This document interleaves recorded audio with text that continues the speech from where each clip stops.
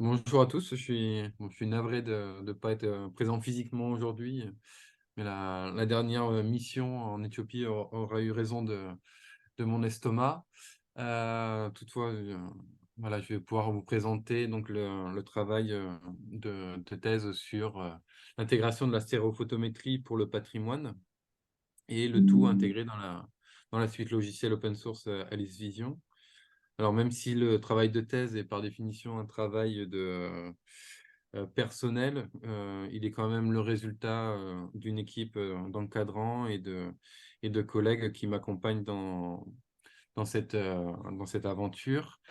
Et là, cette année, j'ai décidé de présenter un peu plus le côté pratique et la pratique de la stéréophotométrie au sein du logiciel Meshroom, euh, conformément à ce qu'avaient été les retours de l'année dernière.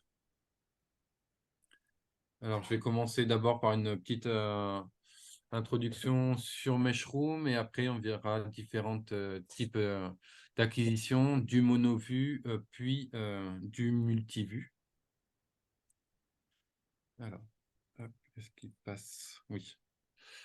Alors, un petit historique d'Alice Vision. Donc, c'est un logiciel, une librairie qui a maintenant une petite quinzaine d'années.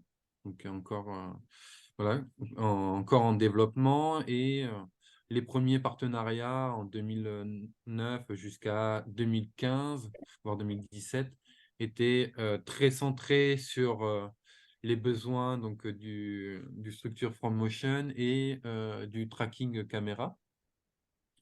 Et on voit enfin, que Alice Vision est ici de plusieurs projets européens et notamment avec on va dire deux partenaires qui sont encore euh, fortement présents aujourd'hui, que sont la société Micros Images qui est à Paris, une filiale de Technicolor, et le laboratoire d'informatique de Toulouse, l'IRIT.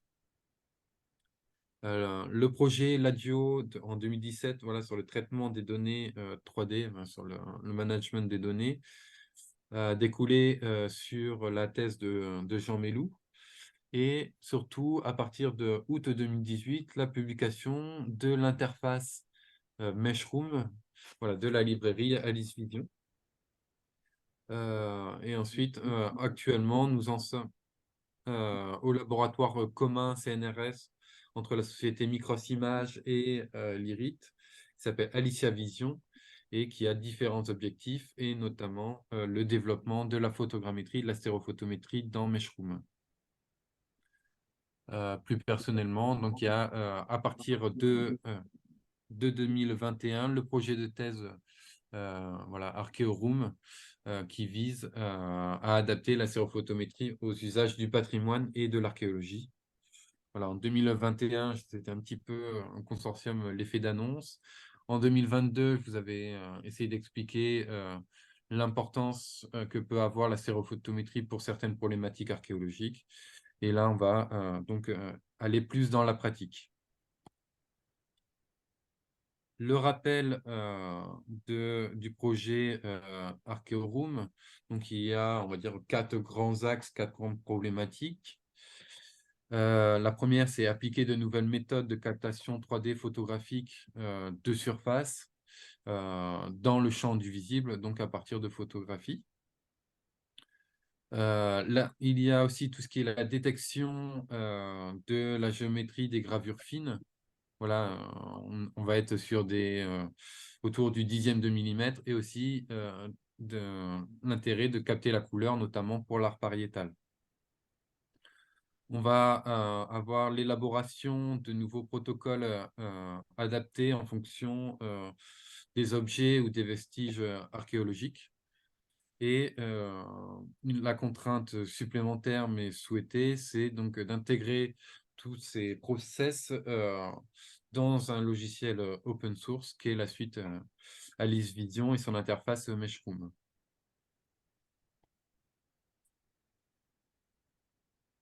Il passe? Non. Voilà. Alors, L'interface Meshroom, alors dans l'exposé d'avant, on disait que les lignes de commande, ça pouvait effrayer. Mais des fois aussi, l'usage d'un nouveau logiciel peut effrayer. Alors, je me suis permis de remettre un petit peu l'interface de Meshroom.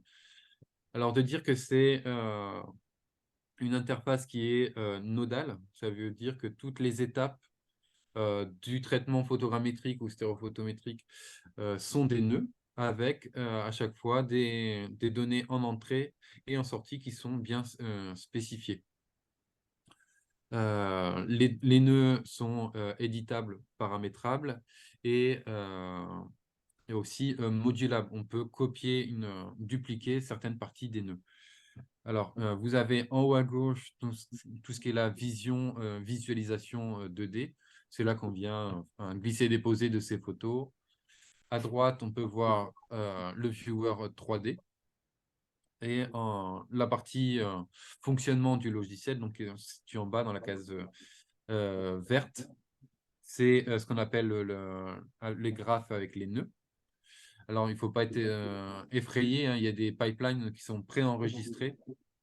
Et on a maintenant, dans les nouvelles versions du logiciel, la possibilité de les enregistrer, voire de les réimporter.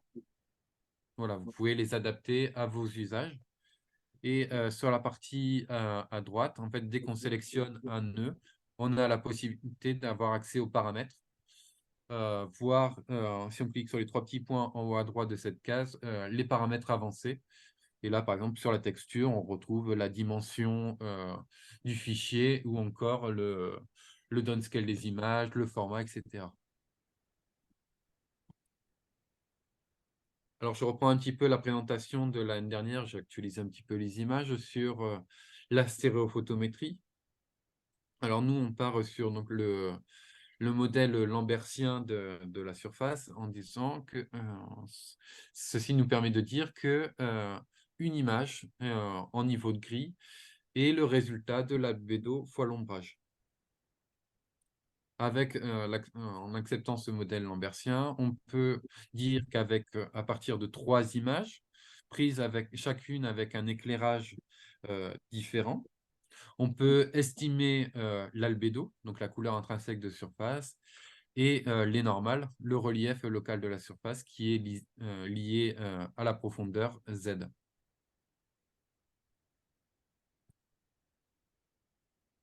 Euh, voilà. La résolution de la stéréophotométrie se fait en 2 étapes. Donc, à partir là de données de synthèse de 3 images d'un buste, on a la première étape, c'est l'estimation des normales et de l'albédo. Et ensuite, on a l'intégration des normales. On va transformer la carte des normales en une carte de profondeur et ainsi obtenir un modèle 3D. Alors, c'était un peu la conclusion de l'année dernière. Donc, les avantages, c'est que c'est utilisable sur des surfaces qui sont peu ou pas texturées, parce qu'on va travailler avec la mesure de la lumière. La résolution de travail dépend de la taille du pixel, du niveau de zoom et de la distance à l'objet. Donc, on peut déterminer à l'avance la résolution utile à son travail. La première étape est assez rapide, hein, en quelques minutes, pour tout ce qui est l'estimation des normales et de l'albédo. Et un des résultats importants, donc voilà, c'est la possibilité de dissocier la couleur de la géométrie. Alors, les inconvénients en mono-vue et de la méthode, c'est la nécessité de contrôler l'éclairage. On pourrait presque dire que c'est une méthode de laboratoire, mais on verra qu'on peut l'utiliser aussi en extérieur. Euh, En mono-vue, on est sur une reconstruction en 2D et demi, parce qu'on a un point de vue perspective. Une des difficultés, ce sont les discontinuités de profondeur. Si vous regardez un escalier vu du dessus, les normales iront toujours vers le haut, alors qu'il y a différents plans. Et la reconstruction se fait à un facteur d'échelle près, parce qu'on est dans un repère caméra. Voilà, maintenant je vais passer plutôt sur la première partie, enfin la deuxième partie sur les reconstructions monovues. Alors là, je vous montre deux exemples issus de la thèse. Et ces jeux de données sont présents normalement sur le GitHub de Meshroom. Donc, comme ça, vous pouvez les réutiliser. Donc, on voit qu'on peut fonctionner sur des objets ou sur des parois. Et pour l'instant, donc on a l'appareil photo qui doit être fixe. On a une seule pose. Il doit être tout à fait tout en manuel. Voilà, que ça soit les paramétrages d'ouverture ou de vitesse, l'autofocus, le niveau de zoom ne doit pas bouger. Et petit détail, pensez à arrêter tous les stabilisateurs, hein, que ce soit sur l'objectif ou sur l'appareil, parce que ça peut entraîner des décalages de pixelaires. Dans la scène, pour le moment, on doit avoir une sphère qui permet la calibration de l'éclairage. Donc, elle est dans le champ de vision et elle doit être située à peu près au niveau du plan de l'objet concerné par l'acquisition. Pour le moment, dans Meshroom, il y en a une seule qui est prise en compte, hein. L'éclairage doit être contrôlé. Donc, sur la scène de gauche, c'est plutôt avec un spot LED. Et à droite, on l'a fait avec un flash, hein, les deux fonctionnent. Et le flash, notamment, permet de l'utiliser avec une lumière ambiante. On a travaillé dans des réserves de musées et avec le flash, il est tout à fait possible de annuler la lumière ambiante. Donc, dans la théorie, on a besoin de 3 éclairages afin de pouvoir faire la construction stéréophotométrique. Mais dans la pratique, on est plutôt entre 10 et 15 photos. Alors, le pipeline, la chaîne de traitement dans Meshroom, telle qu'elle est actuellement. Alors, vous avez le caméra init dans lequel, en fait, vous allez déposer le dossier qui doit pour l'instant s'appeler PS_01, parce qu'on a prévu la possibilité de d'ajouter plusieurs dossiers de stéréophotométrie dans un même projet. Deuxième étape, c'est la détection de la sphère. Dans le viewer 2D, vous avez un bouton qui vous permet d'afficher le petit cercle jaune et de venir pointer la position de la sphère dans la scène. Et ce cercle doit être inscrit pour le moment dans la sphère.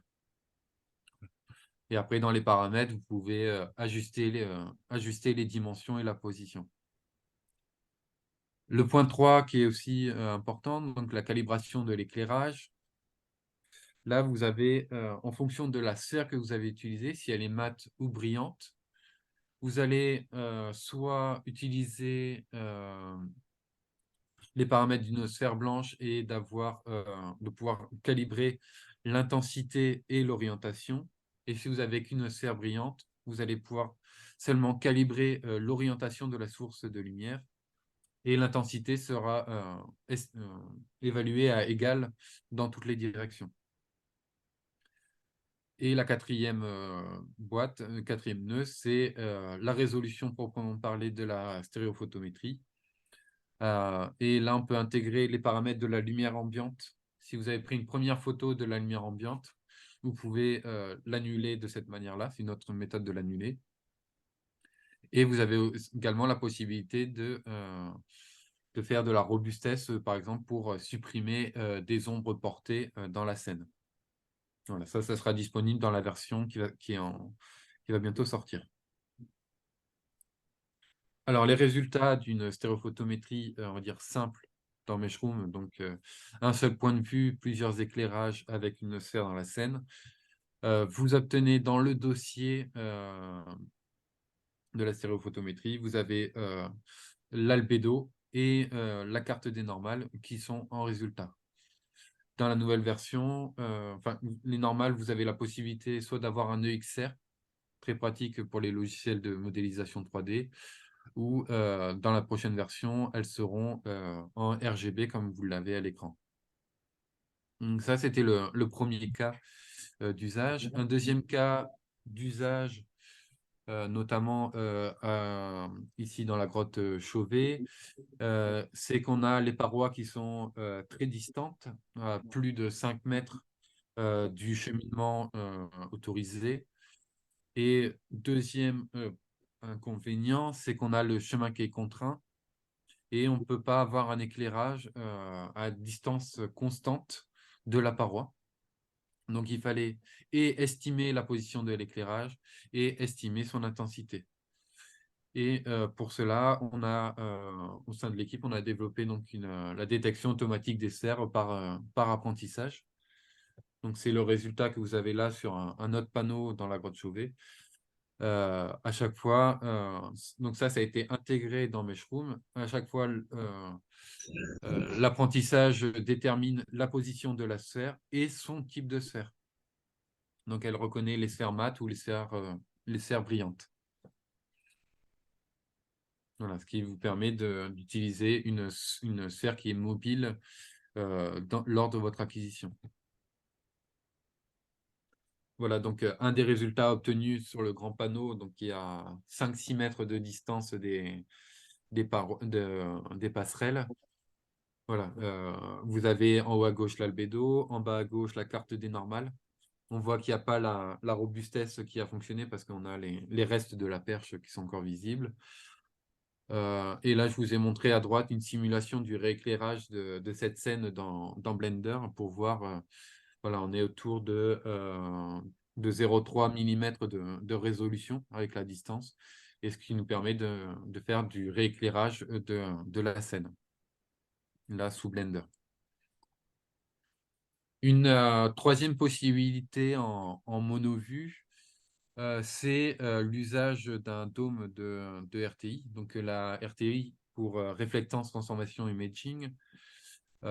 Pour la présenter, donc c'est une technique d'imagerie qui permet le rééclairage dynamique d'une scène par l'interpolation des images à partir de différentes sources de lumière. Donc c'est très efficace pour le rééclairage, mais ça ne permet pas d'obtenir une 3D.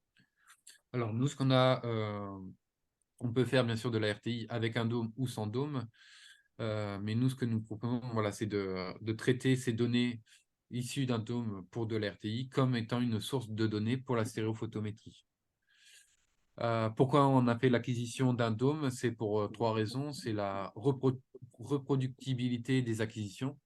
Voilà, pour cet exemple-là, on a 105 LED, 105 images.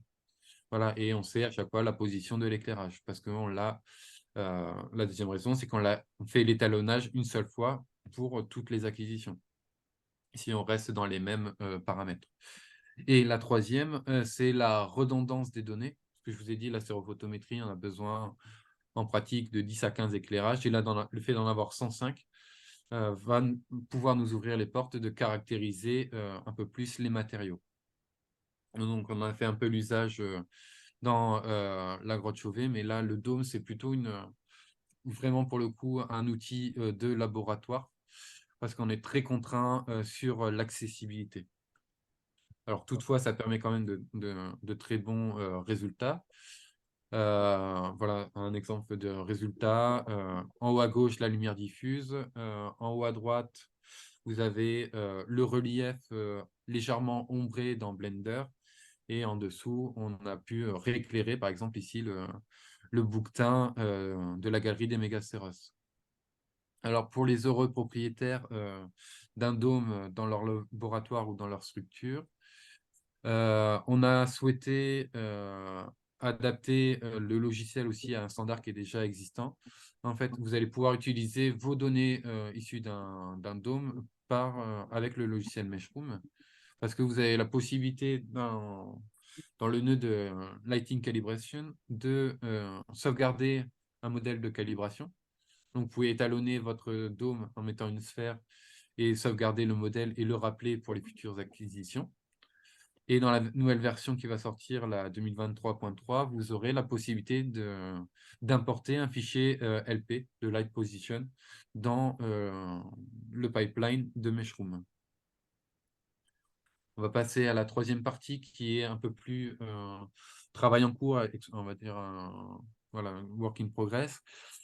C'est tout ce qui est le passage en multivue. Donc, une des premières possibilités, c'est d'associer la stéréophotométrie et la photogrammétrie.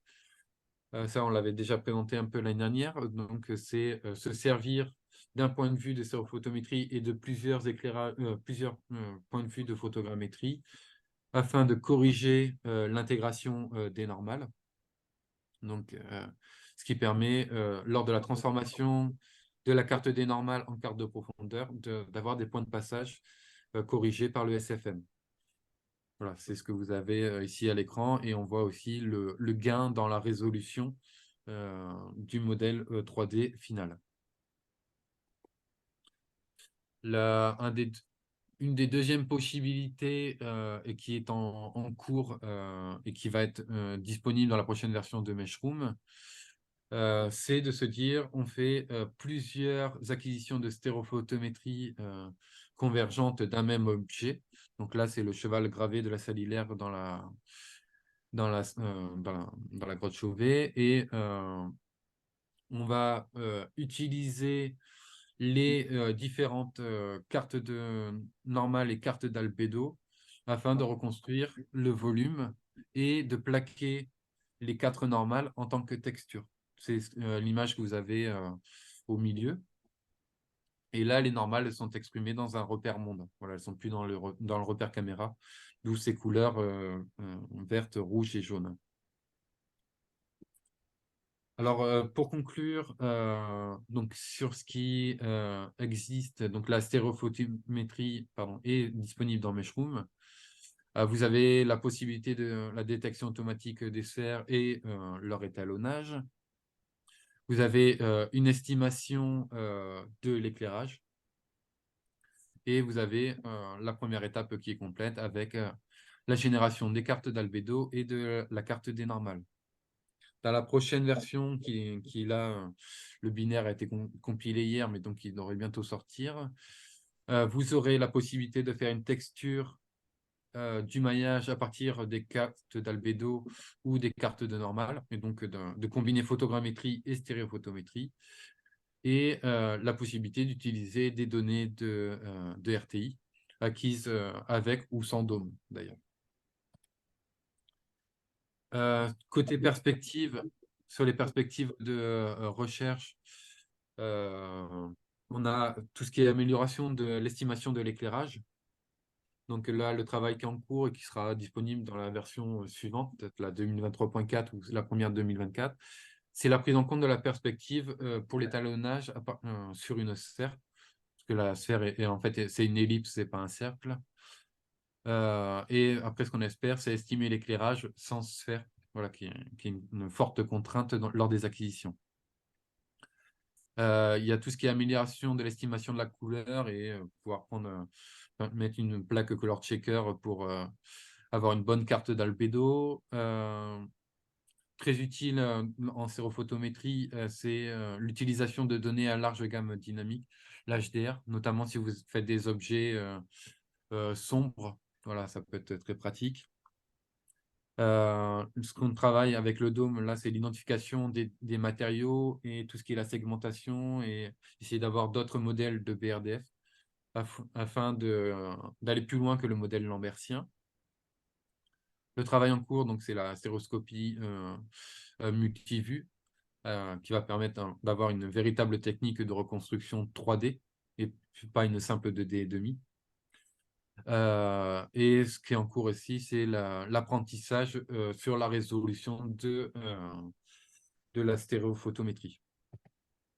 Et voilà, et sur les perspectives plutôt sur le développement logiciel, puisqu'il s'agit d'intégrer des outils qui existent ailleurs, donc où c'est des choses qui sont en cours. Donc c'est l'intégration des normales, la deuxième étape de la stéréophotométrie.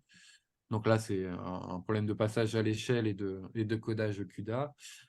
Pour la stéréophotométrie, l'ajout d'un shader, voilà, et le rééclairage directement dans Meshroom.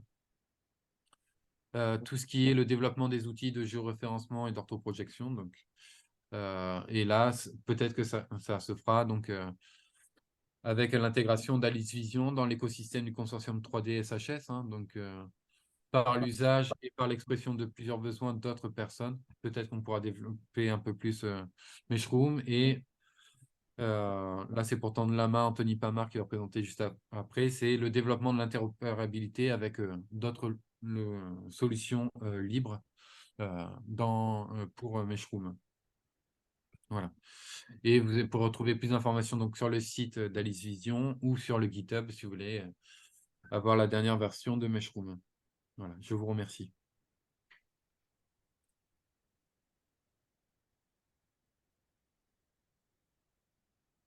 Merci. Alors, 2 ans, je vais faire cette présentation, mais pour la distance. Et s'il y a des questions par rapport à ce qui a été présenté, il y a mis au fond. J'en profite pour dire que Jean-Denis Duroux est dans la salle. Hein, il pourra continuer à répondre aux questions après. Hein.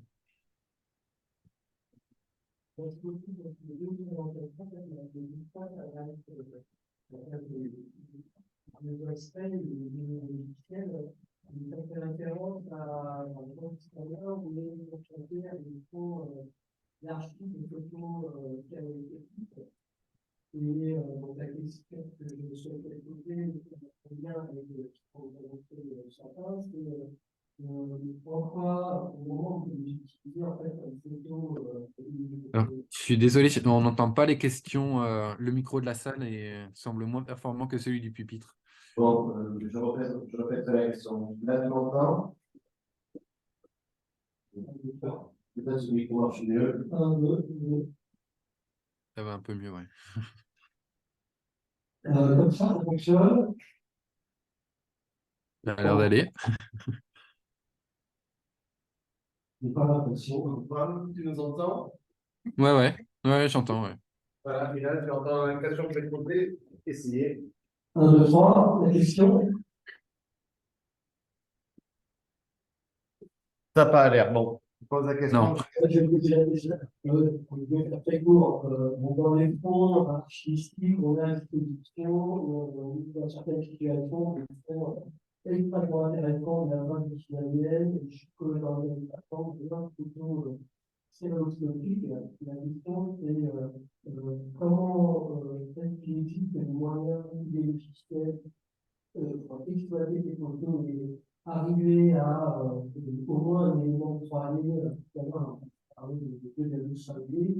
Et voilà, c'est un peu général, ce que je vais faire ensemble, et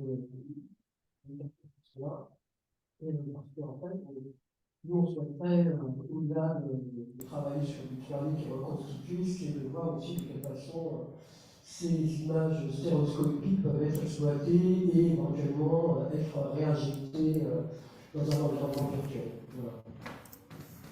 Oui, donc la question portait sur la possibilité de faire de la 3D à partir des collections d'images stéréo. Et s'il existait des solutions pour pouvoir faire ça. Sauf qu'on n'a que 2 photos. Oui, sauf qu'on a 2 photos. Tu l'as entendu, Antoine, ou pas?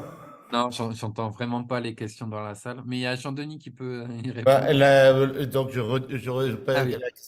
la question est l'utilisation quelles solutions pour refaire de la 3D à partir d'images stéréo pour utiliser les grandes collections d'images stéréo qui existent à l'heure actuelle.